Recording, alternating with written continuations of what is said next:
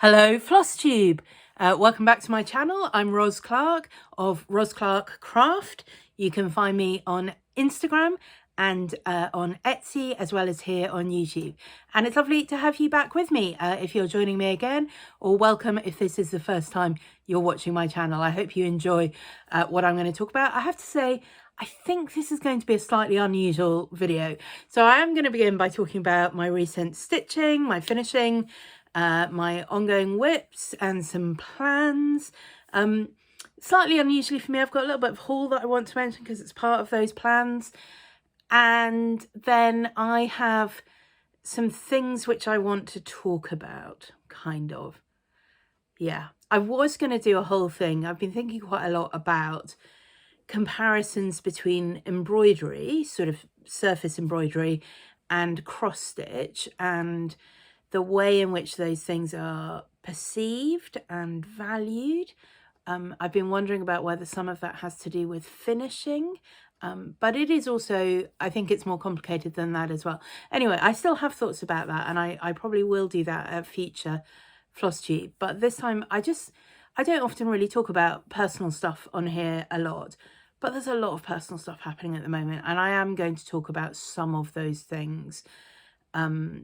If you have no interest in that, it's completely fine. It'll be at the end of the video. I don't know quite how much I'm going to share, but some stuff certainly. Anyway, let's get started. And I have got a fully finished object. It's exciting. And by the magic of editing, it appears like I was really organised and had it with me all the way through. I did not. So this is it. If you follow me on Instagram, you will have seen this. I was working on the finish of this last Sunday. I've shown this before. I started stitching this on Christmas Day.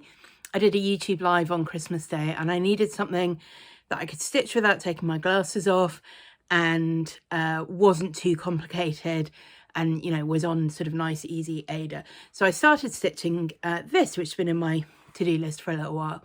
It is Flower Friends Bertie from Satsuma Street. There are two others in the series. They're similar designs. One of them has an elephant. The other one maybe a cat. I wouldn't swear to it. But anyway, you can check out Satsuma Street. You can find them in their Etsy shop. They're a set of these sweet little brightly coloured designs. They're charted using Cosmo Floss, which does look like it has beautiful, vibrant colours. I do not have Cosmo Floss, and I wasn't going to buy any for, you know, a small little chart like this. So mine is stitched in Anchor because that's what I have a pretty complete set of, and I chose a range of colours and I sort of stitched almost at random, and I really like how it's come out. I think if I were to do it again, I would make sure that this flower had more of a contrast. I don't know if you can see there are sort of three colours in these outside petals, and they don't really contrast enough. And I would have made this flower have slightly less contrast, I think. But it was fine, and I decided I wasn't bothered enough that I was going to undo it. So I finished the stitching that. It's stitched on Ada. I think it's 18 count Ada. I've got a big chunk of 18 count Ada, and I actually really like it for stitching on. So it's my sort of go-to fabric for, certainly for smaller projects, or if I want an easy stitch. I find that it's just as easy to stitch on as 14 count Ada, but I like the finish so much better. So that's what I used for that, just white Ada. And now when it came to finishing this, I'm going to put a picture up here. I haven't got it handy. I'm going to put a picture up here of the pattern, which shows you how they finished the model. So it's framed, and it's framed in this really beautiful frame. I really, really liked it. So I went and looked, and it tells you on the pattern where you can buy the frames, and it's an American maker. And they're available for sale on Etsy, and I will put the link to the shop below, because certainly if you're in America, you may well want to go and check them out. They make really beautiful wooden frames in a range of sizes and shapes, really great for framing your finished cross-stitch pieces, and I think very reasonably priced actually for what they are as you know, handmade frames, and really beautifully finished, and unusual. And you can see in the framing of the model, they've then taken what is just a wooden frame. So the ones in the Etsy shop are only available in sort of natural wood finishes, and they've obviously stained it. And each of the 3 designs that come in this series, they've stained the same frame but in different colours. There's an orange one and a pink one and a blue one, I think. And I just think they look so pretty. Anyway, so I really wanted to finish it in the same sort of way. So I looked at the Etsy shop, and like I said, I think the frames are pretty reasonably priced. I think it worked out about £12, and I would happily have spent £12 on it. But the shipping was over £18, and I was just not willing to spend more than £30 on getting a frame shipped from America for a little small like this. I kind of wanted to, but it just didn't make sense. And I spent a lot of time then Googling to try and see if I could find a similar sort of frame available in the UK. And I just couldn't. I just couldn't find anything that was even remotely comparable. And then I was like, well, maybe I just frame it in a ordinary round frame or in a hoop or something like that. And, you know, I've got a lot of cross-stitch pieces up in the wall over here, which are framed in hoops or framed in circular frames, and they look great. But it just wasn't what I wanted for this piece. I wanted the flower. I wanted the flower. So I was thinking about it for ages and like, what should I do and whatever. Anyway, in my search for a suitable frame, I went to Hobbycraft and I bought this. So this is a sort of natural wood slice, and I was like, maybe I could do a frame and sort of, you know, mount it and sort of mat it on here, and maybe that would look cute. But I was like, it's not what I want. It's not what it's not right. I think I will use that for a finish for something, but it's not for this piece. In fact, it might be for one of the things I've got in mind for February. Might think about that. So in the end, I bought from Amazon a set of these. So there were 3 of them. This was the biggest, the mediumest, and then the one that I actually used was the smallest. But I'll just show you because they're all similar construction. This is not a frame, so the front does not come off the back. You don't slide your thing in. It's just got this kind of cavity in the front, so you can mount your piece and then stick it in there. And I thought, well, maybe I could use that as the beginning of my frame, and maybe I can find a way to work with this to end up with something like I want. So that is what I did. I took that piece, you can see on the back, didn't really bother with that. So the first thing I did was first thing I did was take some measurements. So I used the base of this piece and traced a circle of that. And then I used a piece of paper, ordinary sort of cheap thin paper, copy paper, put it over the top. It fitted perfectly over the top of the small one. It'd be too big for this one, you need a bigger piece. And sort of traced round where the inside circle was. So then I had templates for the outside and the inside circles. I used the inside circle to make this. So I traced that circle onto mat board, cut it out, sanded it down a bit because my cutting of mat board is a bit rubbish, particularly for circles. And then I used batting on the front. I laced the cross stitch piece over it, and then I tacked, and I don't know if you can quite see this, but there are 2 layers of mini pom-pom trim that I tacked around the outside of this. I've got a photo, in fact, of this in progress. There are quite a few photos on my Instagram feed of this in progress. So I'll show you a photo here of what this inside piece looks like on its own, so you can see.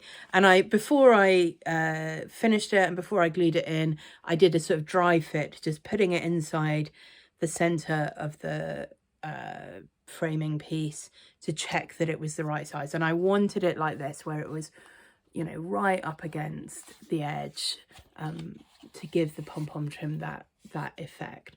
And I was really pleased with how that came out. With this framing piece, like I say, I painted it, painted it all over, actually. I mean, obviously not the back, but I did the sides just in case they would be visible, and I painted the top and the inside just in case any of that was visible.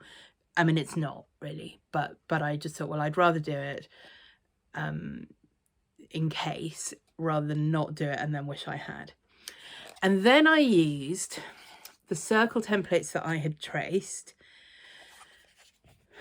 Outside circle, put the inside circle in the middle of it.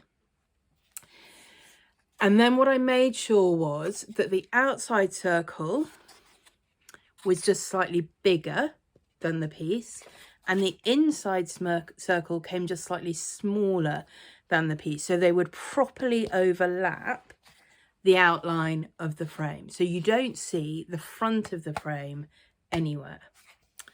So then I've got this sort of ring traced out, and I used in the end, I think it was a roll of sellotape, but you could use anything that was the right sort of size to trace these shapes going around. Now, if you want to do it really precisely, the way you would do that is you want to divide your circle into quarters and then work out how many of the things you can fit. You probably want 2 or 3 in each quarter, and then you would mark like some washi tape or a Sharpie or something on your round piece that you're using. Like I said, mine was sellotape. You could use a lid or anything you've got, where it crosses the edge of the outside circle, and then you can line it up the same way all the way around.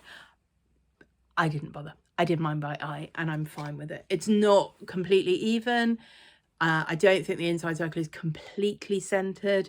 You could do a lot more measuring and checking if you wanted to. I am quite lazy. So again, I ended up with this sort of template on paper, traced it onto the mat board, cut it out.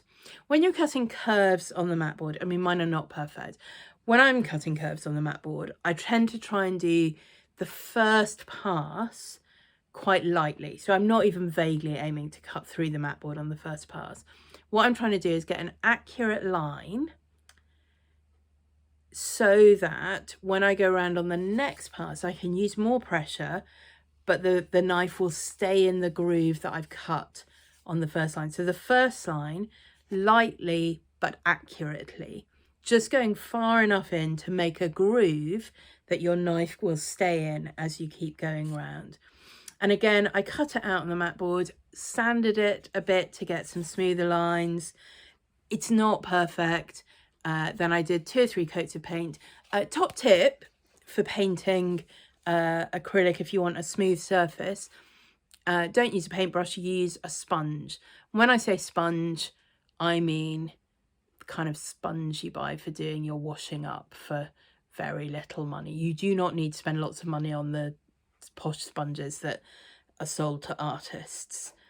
Just a standard sponge that you would use for kitchen washing up is fine.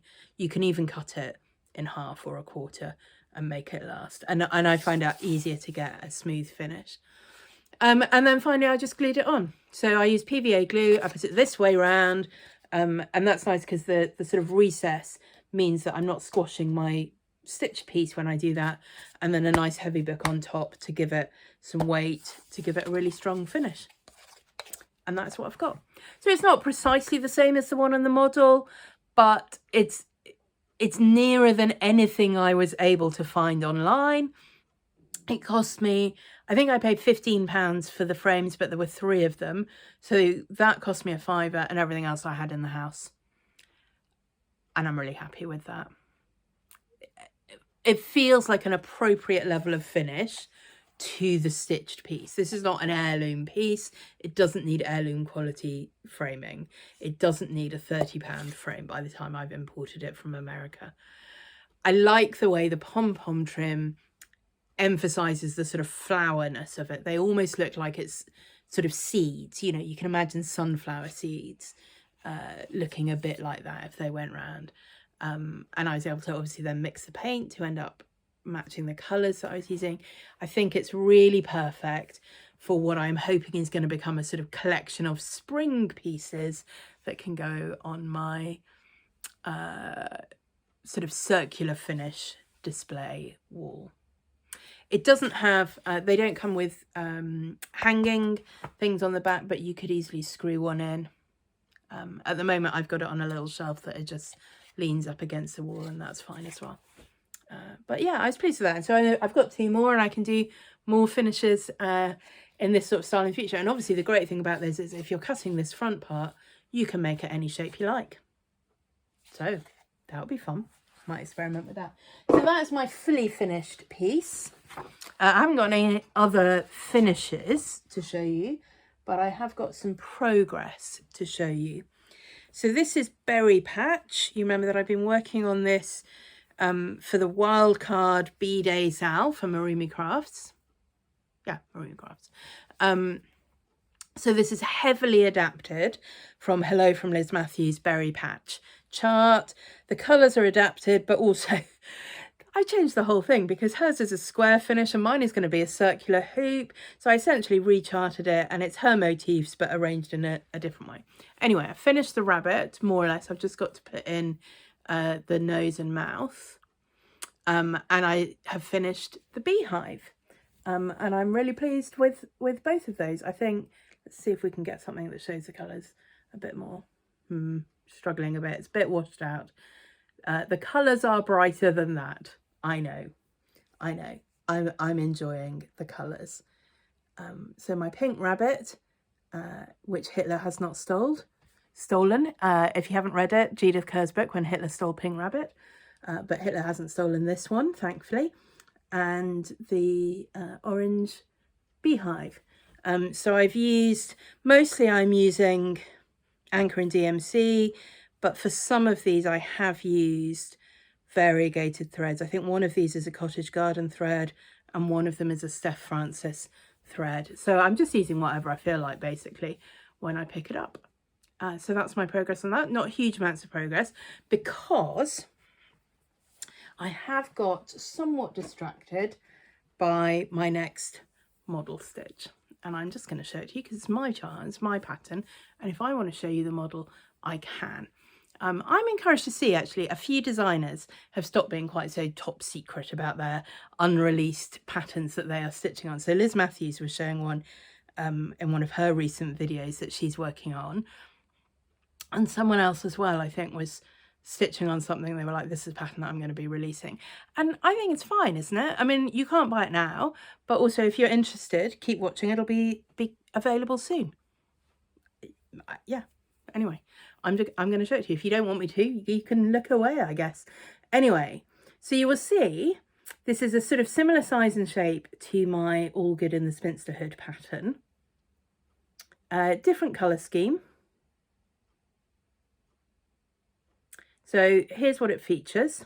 Maybe you can guess. Maybe I won't tell you all. Maybe this is like a little quiz. Here we go. If you can identify all the things that are stitched into this sampler, I'll send you a free copy of the chart. There we go. Leave your answers in the comments. So I will make sure you get a chance to see everything. So these going down the side, this little border, you got to identify that.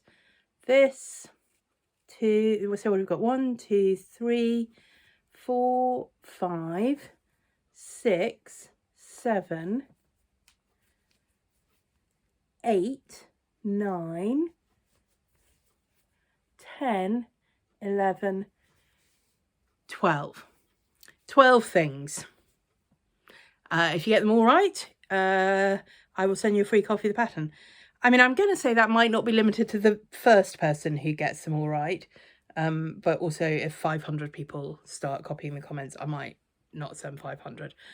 So I see, I will send at least the first person, but I might send more than one. We'll see. So it's not finished, obviously.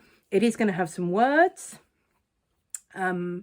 which at this point I am going to keep a secret. And again, you can guess, but I'm not going to do a competition for that one in the comments. But you can guess if you like. I might have said it in a previous video anyway, I can't remember. And it's also going to have some other thing here, and then the words over here. I think I'm going to try, I mean, I was going to try and finish it this weekend. I sort of vaguely thought I might do 24 hours of cross stitch. I need too much sleep for that. But I'm really, really enjoying stitching this. really enjoying it. I really like how the colours are coming together. I'm really enjoying the different motifs. I'd love to get this finished. It's also vaguely seasonal, kind of. So in an ideal world, I'd love to have this on sale in early February.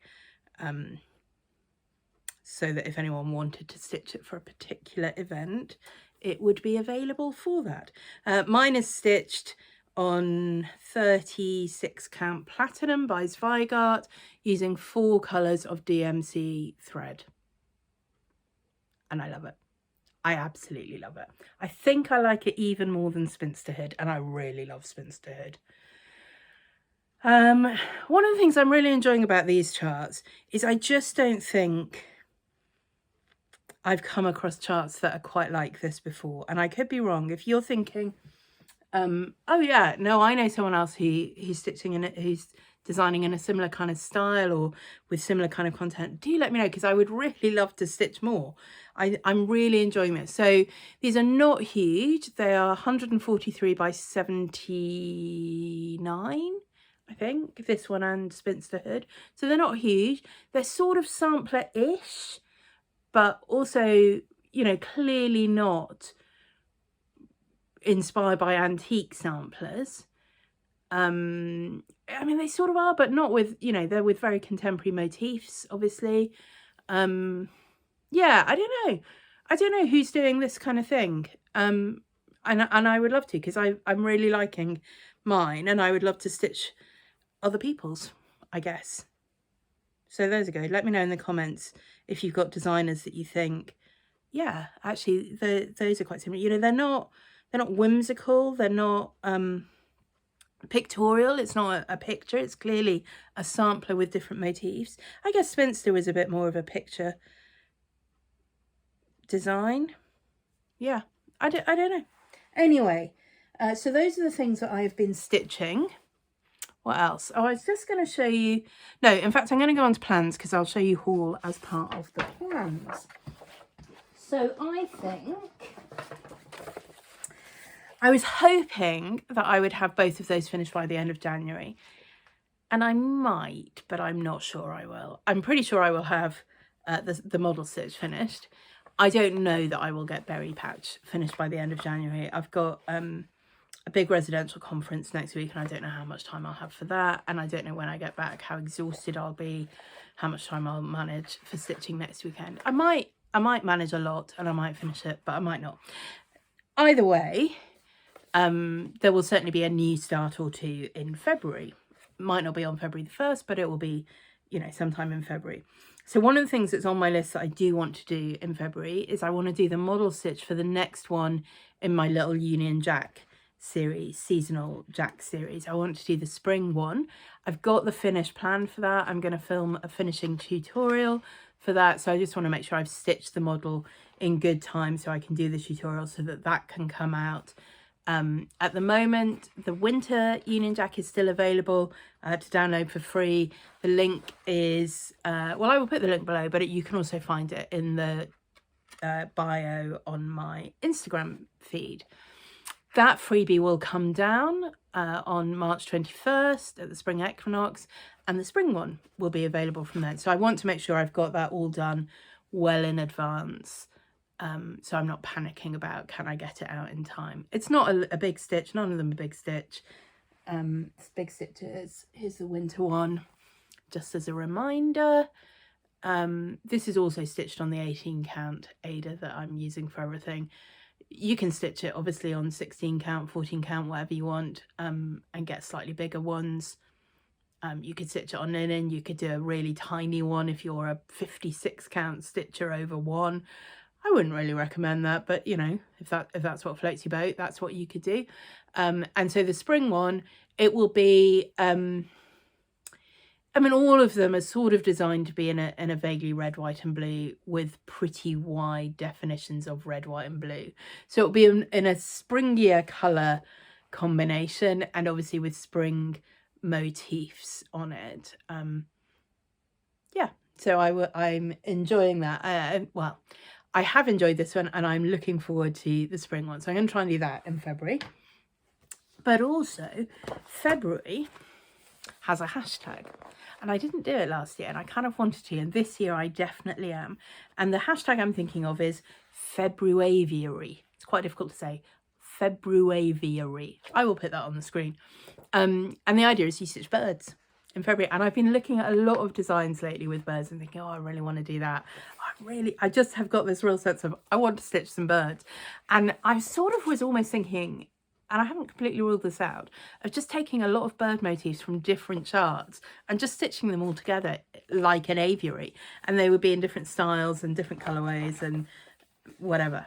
Maybe I'll do that. I'm not sure. It might be a bit weird. So anyway, here are some of the things that I'm thinking of doing. So first of all, I've got 2 charts that I bought in a charity shop last summer. This is an amazing craft charity shop in Wakefield. If you are in Wakefield or near Wakefield, it's really worth checking out. There's a lot of paper crafting stuff, but there's also stitching, knitting, and a lot of quite unusual crafts. I bought some hand carders for spinning, which I've been wanting to buy for ages, and they had a set of those. They get things obviously from individual donations, but also companies with excess stock will often send them things. You know, they have actual art stuff, paints and sketchbooks and that kind of thing. So a real range of things. And I think it's the kind of place that if you're local, it would be worth popping in on a regular basis just to see what else they've got. So I bought a number of cross-stitch things. I bought a Brenda Keyes sampler book, which actually I looked through and decided I wasn't going to stitch any. And I put that on the giveaway table at Stitch in London. I don't know who picked it up, but I hope they are really enjoying those Brenda Keyes samplers. And I bought some charts, including these 2. And I thought I might have paid 50p each, but there's a price tag and it says 75p. So 75p for each of these. And it's 2 from the series of Button Up Birdies from the Victoria Sampler. I think these are still available online. I don't know if they're available in PDF format. I haven't checked. But you can certainly check the Victoria Sampler website. It is a Canadian company, I think that's British Columbia. And these are copyright 2011, so these are not new patterns. And it's a year-long series, so you could, so these are July and August, May and June, so you could collect the one for each month. But it also looks, I'm just reading the back of these charts, as though there are some individual birds as well that you can get. One of the things I like about these, I'm just going to show them to you in a bit more detail. So this is May Bluebird and June Goldfinch.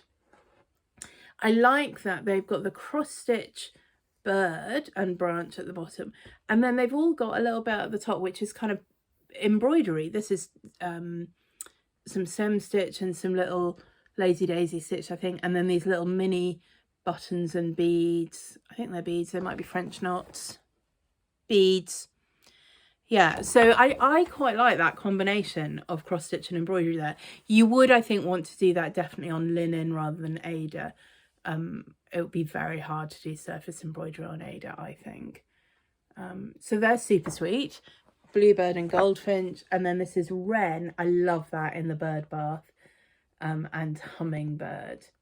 And again, that combination of cross stitch and surface embroidery. I honestly don't know that I like the buttons, but I'm not sure that I would do those into a pillow finish anyway. I might do, but I think I'm not hugely inspired by the model finishing on these, I have to say. But I do like the little patterns. So there's 4 birds that I might do. What else? Well, I recently got this. This is Funky Bird by Barbara Anna. I've never stitched a Barbara Anna, and I find that kind of odd because in many ways I really love her style. I love her colours. I love her quirkiness. I'm not a big fan of stitching faces and people. And a lot of the ones that I really love, her more recent designs that have that bright, colourful, whimsical style, a lot of them are people and faces, which I just don't feel like I want to do it anyway. So this is an older design. This is from 2016. But you can see it's beginning to show that kind of quirkiness and whimsy that come out so much in her more recent designs. I don't think I would stitch the alphabet. I don't love the sort of primitive letter style on it, and I don't think I'd feel like I would need to do that. But the bird and the sort of flower, and I love these sort of, I feel like they're antennae, but I mean, they're not. But do you know what I mean? The kind of curly wibbly bits on top of the bird. I sort of love that. And I love the designs within the bird. I think that's really pretty. There's a little bit here, which is like a sort of star shape, and then these circles and dots. And yeah, I really like it. I might do it in brighter colours than this. This is quite muted, I think. And I'd quite like to make it springier and fresher and brighter. Do you know, it's a weird thing, isn't it, how people perceive colours. So one of the Hello from Ms Matthews videos I was watching recently, or it might have been on her Instagram, and she was showing a new palette of colours for a design that she's working on. And she said, and doesn't that just scream spring to you? And I was just looking at it like, no, it really doesn't. I mean, they were very pretty, but they were very pale and muted, pinks and blues and greens and things. And to me, that's not the colours of spring at all.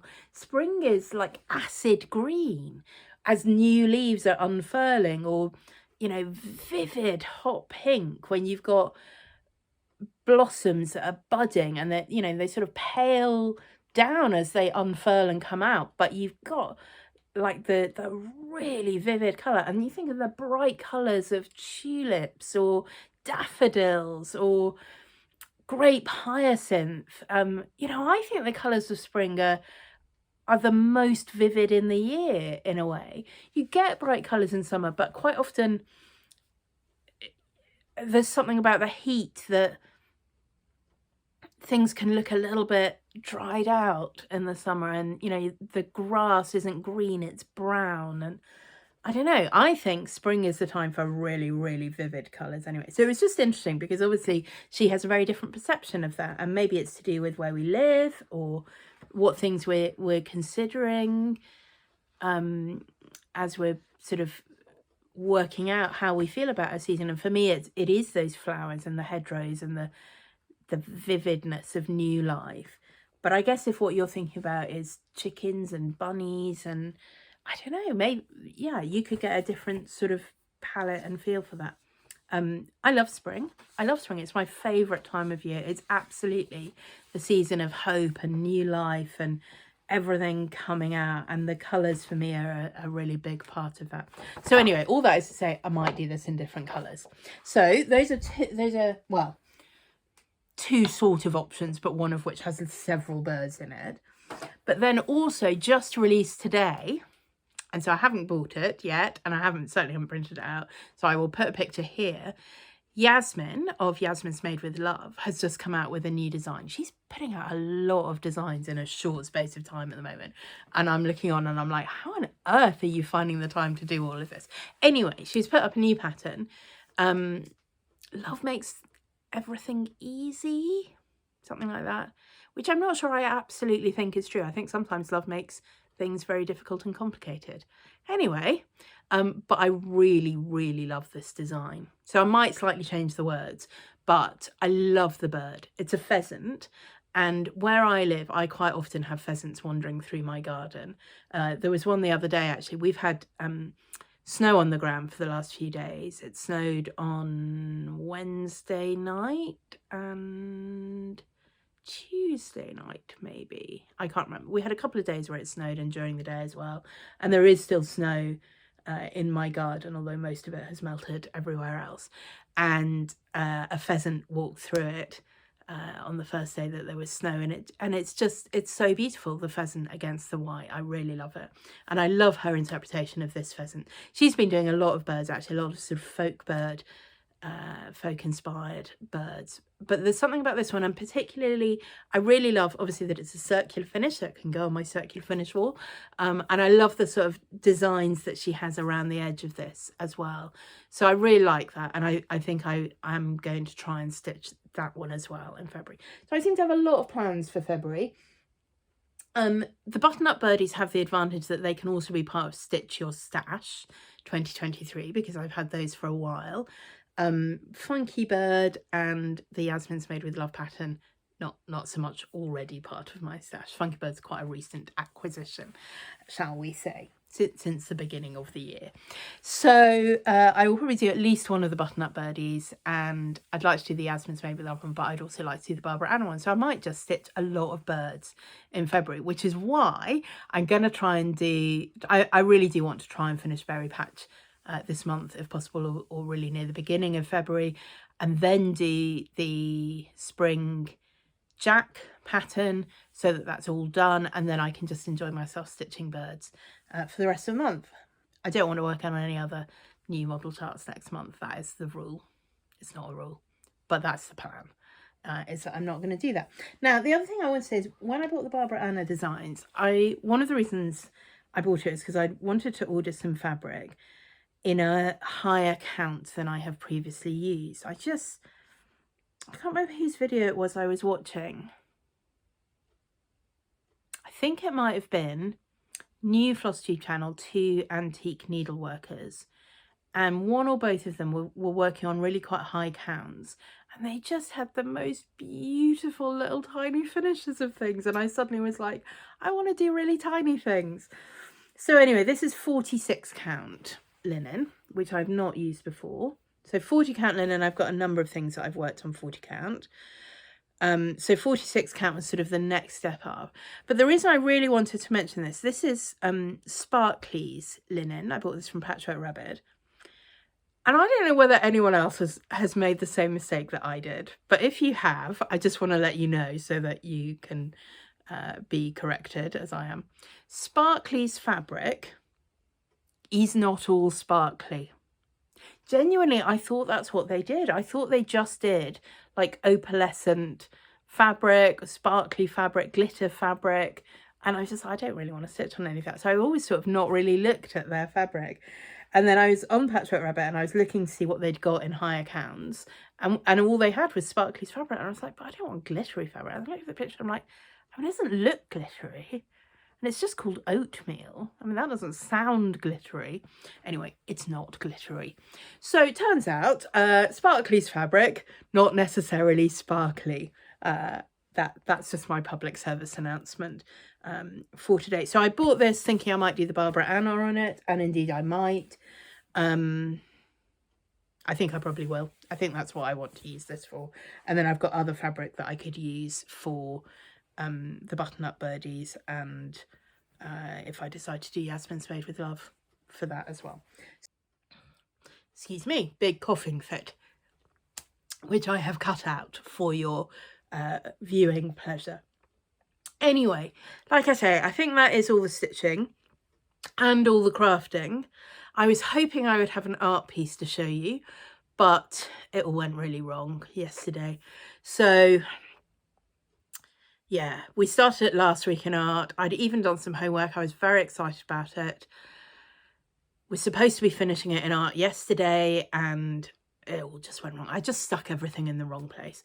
So I've got everything. I've brought it home. I'm going to have a go, hopefully this weekend, at putting it back together.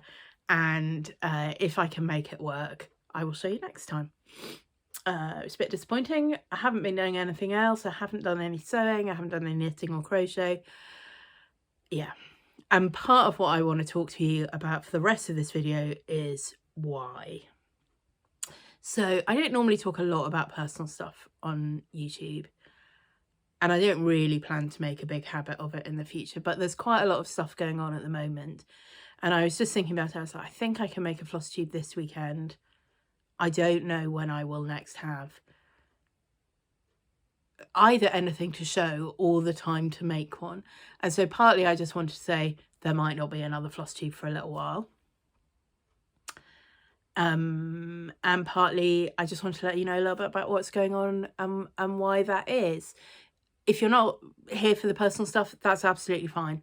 There isn't going to be more stitching content in this video. Thanks for watching. See you next time. Next time might be a little while. But if you are interested, here's just a bit of what is happening in my life at the moment. It's been a really rubbish week for a lot of reasons, some of which are more serious than others, some of which are just minor annoyances at the moment. Beginning with, I have not had a flushing toilet in my house for nearly 2 weeks now. The plumber has been 3 times. To be fair, there was more than one problem and he has fixed the other problems, but my toilet is still non-functional and it's fine. I've got into a routine. I have a bath. I don't drain the water. I use the bath water. I've got a jug there to flush the toilet with every time I need to. But goodness me, it's just annoying. It's just one of those things that when it is working, you do not give it a second thought. You just flush your toilet. And right now, I go to flush the toilet and I'm like, oh, and then I have to chuck water around and then dry the floor, and then I always forget to dry the toilet seat when I've spilled water on it, and so the next time I go to the toilet it's all wet, and it's just horrible and it's annoying, and it's just there at the moment. Anyway, I haven't even got him booked to come back again because I don't know when I can possibly book that in. Possibly Friday next week, or it'll have to be the week after because I'm away for most of next week. So that's one thing that's annoying. What else is annoying? I was staying with some friends last week and left my Kindle at their house. That's quite annoying. Normally I read every day. It's my, nighttime routine. I get into bed, I get my Kindle out. Sometimes I'll only read 2 pages. Quite often I'll read half an hour or an hour. And then I go to sleep. I have not been sleeping well this week. There are other reasons for that, but also I haven't had my Kindle and I really miss it. Anyway, I'm seeing my friends again on Monday and I can pick it up then, and that's fine. I have been trying to read paper books. I find it really uncomfortable in bed. My eyesight is pretty rubbish. The Kindle's great because you can, have the text whatever size you want and it's backlit and it's just easy and it's small and compact. And, I have 3,000 books on there and I can buy a new one in my pyjamas in bed at midnight if I want to. And I haven't got that many paper books in the house anymore because I like reading on my Kindle. I just like it better. So that has been frustrating, and obviously not sleeping well is difficult at the best of times. So part of the not sleeping, I don't think the book thing has helped. I also don't sleep brilliantly at the moment because I am teetering on the brink of being menopausal, shall we say. It is some time since I had my last period, but it's not quite 12 months. My temperature regulation is not good. There have been nights this week where I've been really hot, and then it's snowing and it's 6 degrees outside and suddenly I am freezing. And then so that's been rubbish. And then also there's been a lot going on, sort of, particularly the later part of this week. I find I go to bed, I lie down, I'm really tired, and my brain just is not shutting down because there's so much to think about. So I've had a lot of quite sleepless nights. I've watched a lot more of the Australian Open tennis than I normally do because it's in the middle of the night. Although Andy Murray's match the other day didn't finish till like 5 o'clock in the afternoon, UK time. Which was, I think it was quite awful for them. It was 4 o'clock in the morning, but it was kind of fun for people in the UK. And he won, which was amazing. Although today's match, which finished at about midday here, he lost. So that was a bit disappointing. So my toilet doesn't work. I haven't got my Kindle. I haven't really been sleeping very well. There's another thing. Oh yeah, my health. So I was going to talk a little bit about my health situation at the moment, and it's kind of relevant because it is having quite a big impact on my crafting and what kinds of craft I can comfortably do at the moment.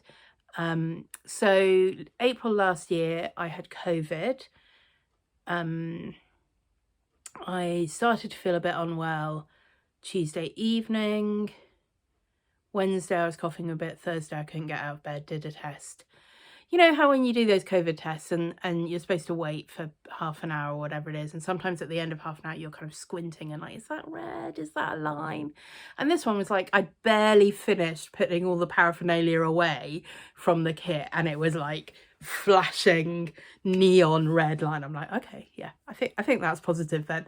And I was quite ill. I was basically in bed for 2 weeks, and then it took another couple of months before I really felt back to full strength. But one of the things that happened while I was still in the bedridden stage was that I got pins and needles. Now, that's a pretty normal thing. Sometimes you're in bed, you're sort of lying in a slightly awkward way, interrupting the blood flow, you get pins and needles, you move, you start moving your hands, the feeling comes back.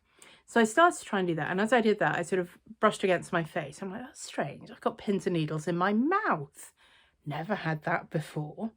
Anyway, since that moment, back in April, I have permanently had pins and needles in my left hand and the left half of my mouth.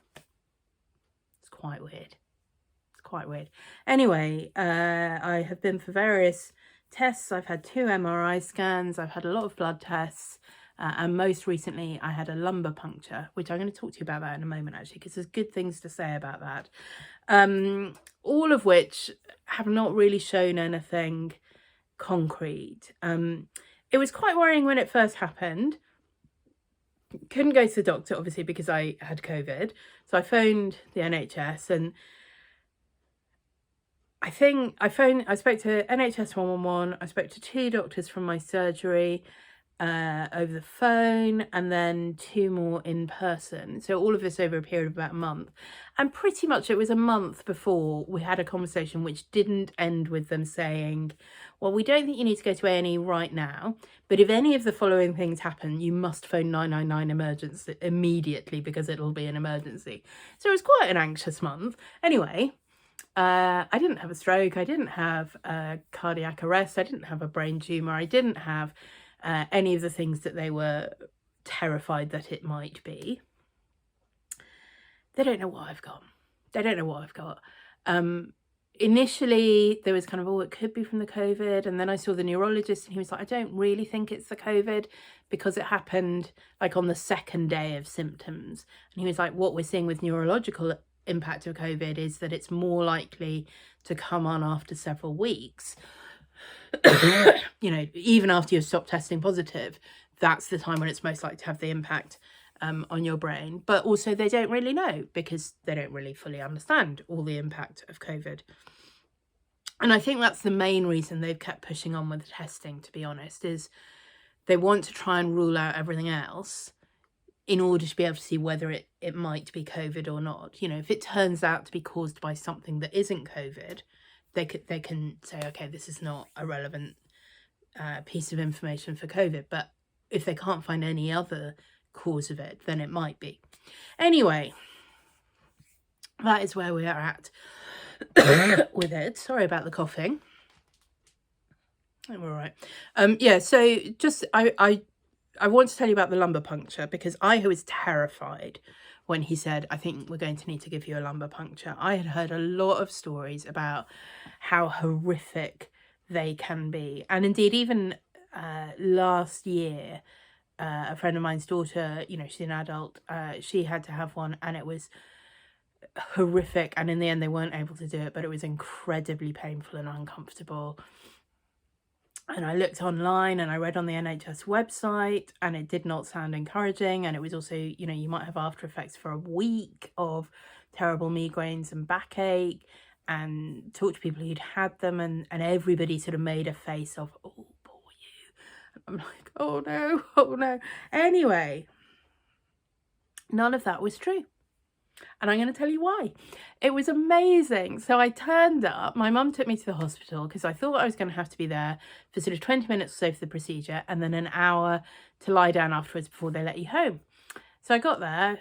I was early because my mum took me rather than later on time if I was taking myself. And the nurse came through within a couple of minutes, said, you know, come through and just, you know, weight and height just to make sure we check how much of the anaesthetic we're going to give you and this sort of thing. And then she took me into the room, sat down and said, right, do you know what we're going to do today? I said, well, I know it's going to be lumbar puncture. I said, okay, do you know why you're having it? And I said, yes. And this is why I think it is. She's like, that's fine. Have you Googled? And I said, well, I have Googled. He said, okay. Are you scared? I'm like, I'm terrified. He's like, okay, well, I have really good news for you, because it won't be anything like you've read on the internet, because we now use a different sort of needle. And she drew them out for me. And the traditional needle that they've used has this sort of beveled point. So one edge of the needle is straight and the other has a sort of angle and then comes down straight like this. What they now use is, and that was called a traumatic needle. I don't know if it was always called that. I mean, bad name for it if it was. But anyway, she said that's the traumatic needle. And what we now use is what's called an atraumatic needle. And it has a symmetrical point like this, very fine symmetrical point, with a little hole in the middle of it. And one of the things, so there are a number of things that used to be risky and painful about the lumbar puncture process. So one of the things was obviously that when you're injecting near the spine, there were a lot of nerves there. And the old needle, one of the risks was that it could cause damage to the nerves. It could make contact with the nerves and make it very painful and uncomfortable during the process, but it could actually even cut through the nerves and, you know, the very worst case scenario would lead to paralysis. Very unlikely, but it could lead to, you know, temporary or permanent nerve damage. Great. But also, with this needle that they used to use, what would happen is when they withdrew it, the hole that had made into the sort of membrane where they're getting the fluid from, it would come out and it would leave a little hole, so the fluid would seep out. And it's the fluid that goes, they call it cerebrospinal fluid, and it's the same fluid in your brain and down your spine. And if that was left so that it was leaking out, obviously it would cause a reduction in the pressure in your brain and in your back. And that's what would cause the migraines, until eventually it healed up and it could restore itself. And that's why it could go on for quite a long period of time sometimes for it to heal. And so she says the needle we now use is pointier and sharper, but much finer. So there's much less danger of nerve damage, because even if it meets a nerve, it will just sort of brush past it. It might just sort of kiss off it, but it's not going to go through it. So it's just possible that while we're doing the procedure, you might feel like a sudden tingling sensation down your leg or something, but that will be it, because it's just not strong enough to do the kind of nerve damage that the old needles used to use. Okay, great. So, you know, you said you might feel some things that are a bit weird while we're doing it, or a bit uncomfortable, but you shouldn't feel anything painful. And if it does feel painful, let me know and I'll stop and we'll work out why and do it differently. Okay, great. And this is the brilliant thing, this needle, when it's pulled out, because of the little hole in it, that creates a kind of suction which pulls the membrane back together and seals it up. So you don't then have the issue of the fluid leaking out, you don't get the headaches, you don't get the backache, you're free to go, and it's all fine. And they can check at the end of the procedure whether that has worked by checking the pressure of the fluid.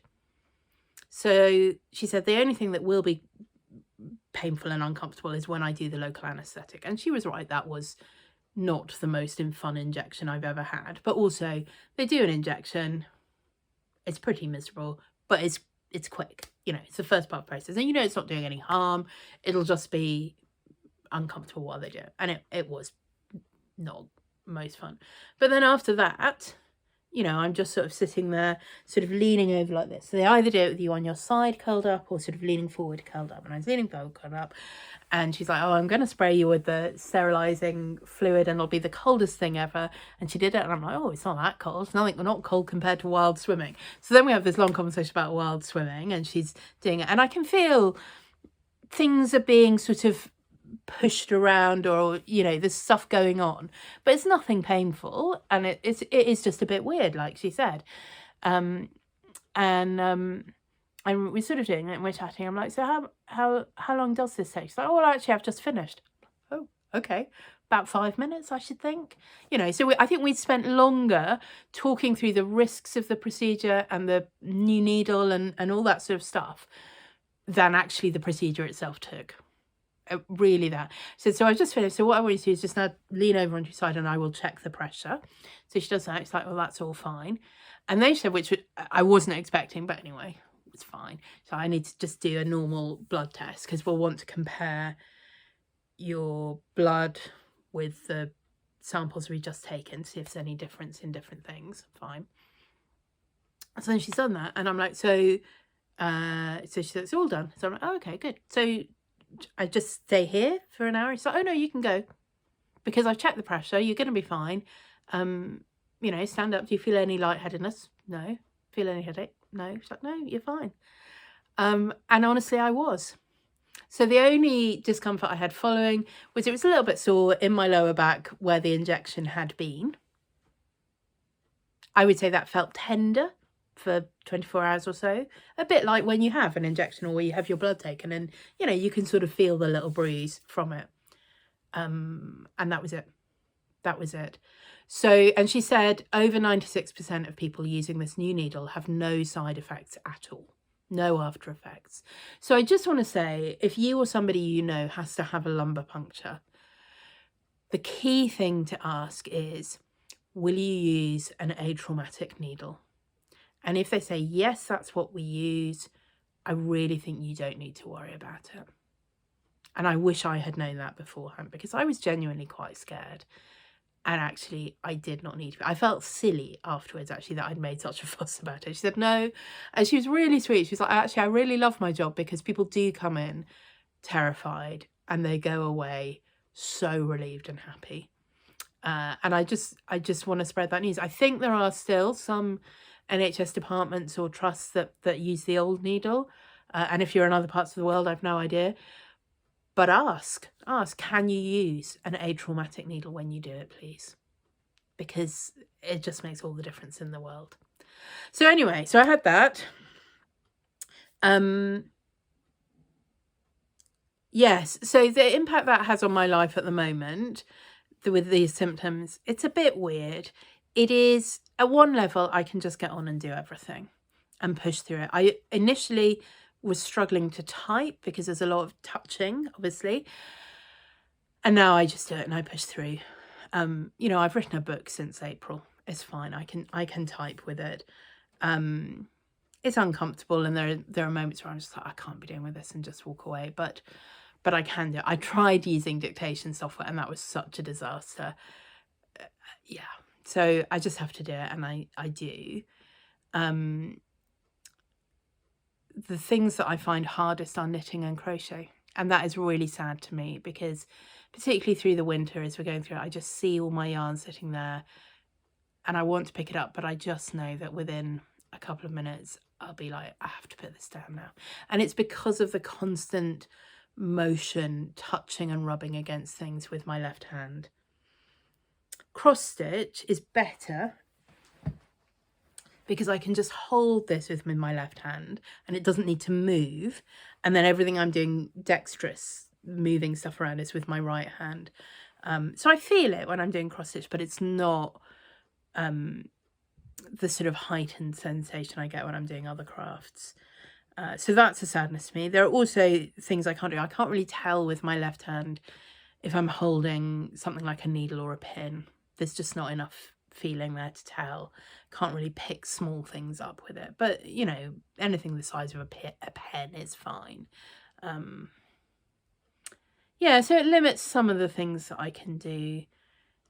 With my mouth, obviously I don't need my mouth to do a lot of terribly dexterous things. I can eat perfectly fine. Things that are very crunchy or very salty or something like that, sometimes it feels a bit uncomfortable.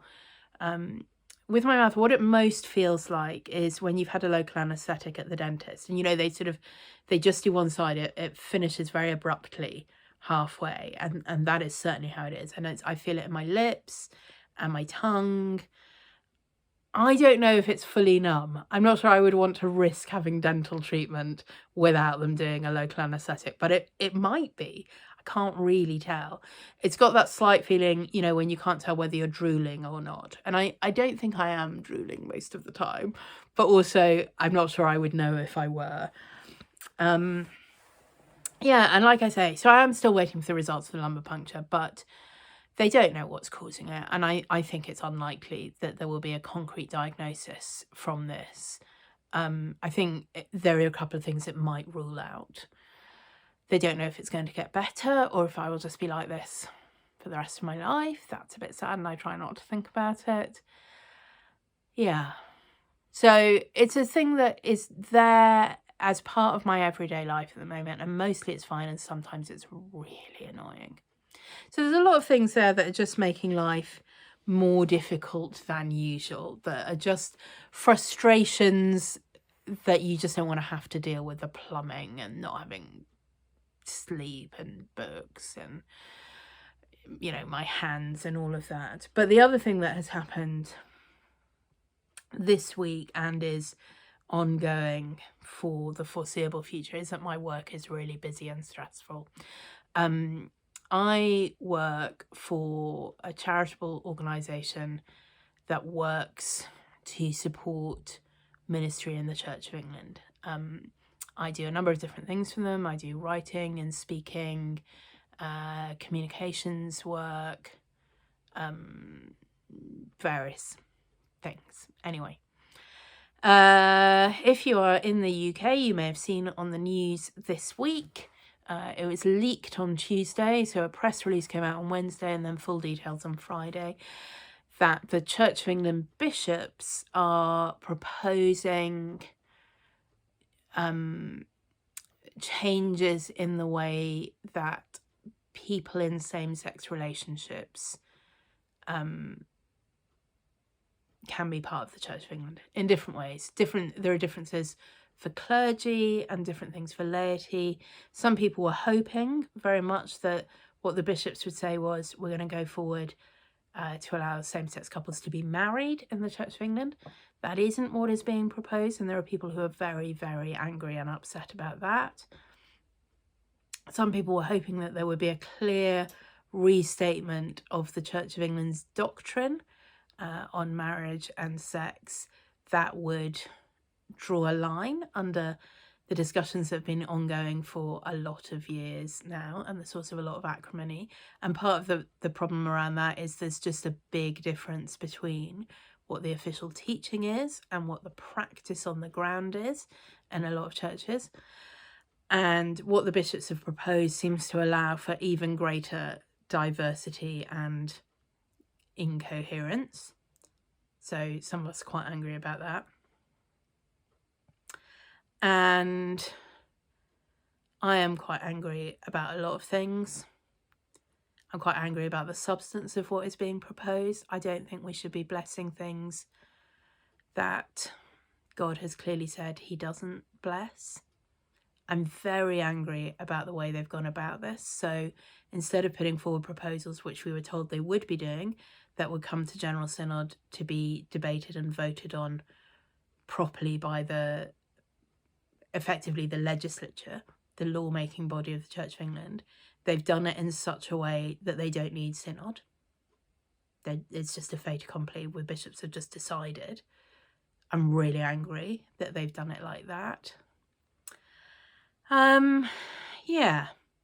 So there's a lot of anger, there's a lot of sadness, there's a lot of what do we do next? How can we respond to this? What is this going to mean for the church as a whole? As far as I can see, it's only going to make it more divided, more angry.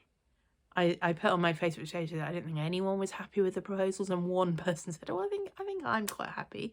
So, you know, maybe there are a few people out there who think this is a good compromise, but mostly what I'm seeing is people on all sides of the debate saying this is really, really the worst of all possible worlds. Some of the strongest campaigners for change have been describing it as despicable and abusive. I don't think it's, well, do I? I think it's despicable. I don't think it's abusive, but I do think it's pretty despicable. I think it's deceitful and tyrannical. I think it's bishops taking power that isn't rightly theirs. Anyway, so I've been dealing with that, and also some more local stuff in our diocese. I had to have a 3-hour meeting yesterday morning, which was my day off. That wasn't fun. I think that came to a reasonably optimistic conclusion. We will see. But it was, yeah, it was a hard meeting, and it was got a lot longer than I was anticipating, and it was my day off. So it's been a week. It's really been a week, and I cannot see it getting any easier for the foreseeable future. And one of the reasons I wanted to talk about it here, one of the things was just to tell you I might be missing in action for a while. But also because I've always felt quite strongly it's important to be really honest and transparent about who I am and what I believe. You know, I am a Christian, and that is the most important thing in my life. My understanding of what that means is not just following my own idea of what Christ was like, not just picking out the good and easy bits, but following God's word in the Bible in the hard bits as well, and in the bits that are unpopular and difficult, and understanding that what we might think of as something that is good and makes people happy, God sees quite differently, that our judgment on these things isn't reliable. So yeah, I don't ever plan to make this channel or my Instagram feed a place where I particularly talk about those things a lot, or in detail. I certainly don't want them to be places where people feel that I don't want them. It's always been really important to me to have friends who think differently from me on a whole range of things. And if that's you and you're listening to me saying this and thinking, gosh, I had no idea that Ros was one of those, you know, awful homophobic bigots. This is me telling you. I mean, I don't think I'm a homophobic bigot, but I also don't think the church should be marrying same-sex couples. I think the church gets to decide what it thinks is right and not right. There are other denominations of the church where you can get married, and obviously you can get married in a civil ceremony. But at the moment, it's illegal in the UK for same-sex couples to be married in the Church of England, and I think that is how it should stay. But like I say, I don't mean this channel to be a place particularly where we're having those debates and arguments, but I just want you to know, because I don't want anyone to sort of be blindsided and thinking, oh, Ros must agree with me on everything because we like the same kind of cross stitch, and then be horrified some point later to discover that actually that's not quite true. And I will understand if you don't want to watch my channel anymore, that's fine. But like I said, I don't plan to talk about it a whole lot here. It's not a campaigning channel, it is a cross stitch channel. Well, it's a craft channel, but at the moment it's mostly cross stitch for reasons I have explained. Yeah, if you have questions you want to ask in comments, that's fine. If you want to rant and rage at me in comments, I will delete those. I'm not doing that here. It's not that hard to find me in other places on the internet where I talk about this stuff more. So if you want to follow me on Twitter, I talk about this stuff a bit more there. And, you know, Twitter's very public. People are already over there calling me twisted and hateful homophobic bigot. Not my friends, but, you know, people who've come across stuff I've tweeted. So if that's what you want to say, that's probably the place to do it. But if you just want to ask questions, then that's fine. You can do that in the comments, and I'm happy to talk to anyone and try and explain why I think what I think, and why that is not me wanting to make people's lives worse, and it's not me wanting to be horrible to people or wanting to live their lives for them or control them. It's genuinely because I want the best for people. And I think the church has a particular responsibility to say, this is what God says will be best for you. Yeah. So anyway, there's a lot going on. There's really a lot going on. And I don't know how much stitching there will be, and I don't know how much floss tubing there will be for a little while. It might be business as usual, but also it might well not be. And I don't know when I'll be back. I do hope, like I say, to get that one model stitch that I'm working on finished pretty soon, and maybe in my Etsy shop in early February. And I will try and do at least a short video to say when that is available. Yeah, I think that's it really. Sorry, that's all ended in quite a miserable sort of way, and anyway, at least, yeah, I haven't started crying, and I don't think I've started ranting, so that was my main goal. But there are things I'm very sad and very angry about at the moment, and that's quite hard to then focus on the good, fun distractions in life, because there's serious stuff happening as well, I suppose. Anyway, this has gone on long enough. I hope you are enjoying whatever you are stitching. I hope things are going well in your world, and I hope to see you again before too long.